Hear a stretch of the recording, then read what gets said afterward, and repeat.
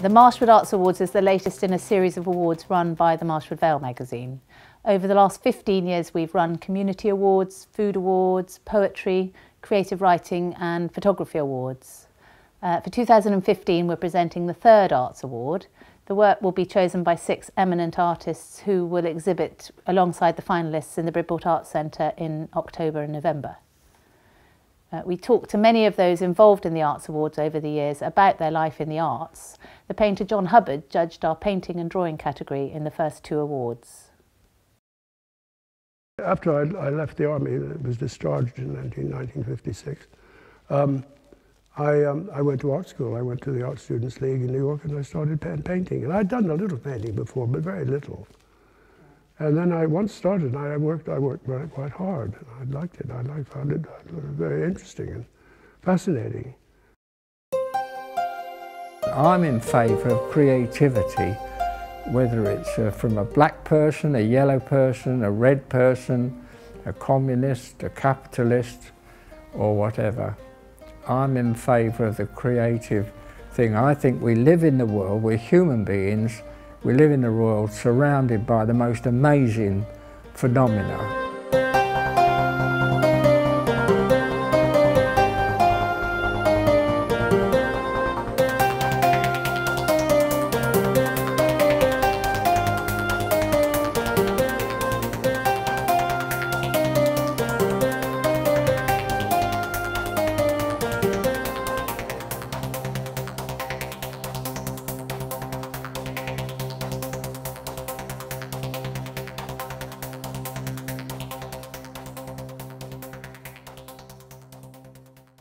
Anything that can be, any opportunity that can help an artist to get noticed, to get out there, I think is very, very useful.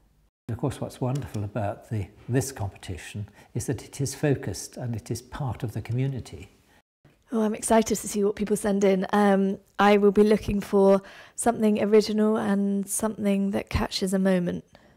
So I think it's something worth doing, and you don't expect to succeed in all these things every time, and you won't. But that doesn't matter. What matters is to do it, and to do it again, and to go on doing it. One aspect that I think is very important of the Marshwood Vale competition is that even if you don't win a prize, you must remember that it might be the next time that you win a prize. Winning isn't everything, but also, obviously, the exposure is quite important. Most artists are working in isolation and they really aren't very good or don't often have the opportunity to communicate.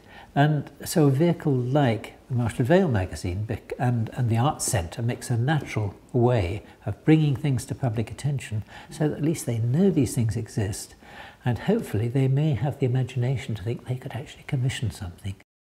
It is aspirational for the artists, I would imagine, to be able to share the same space as the judges who have been involved in the selection process.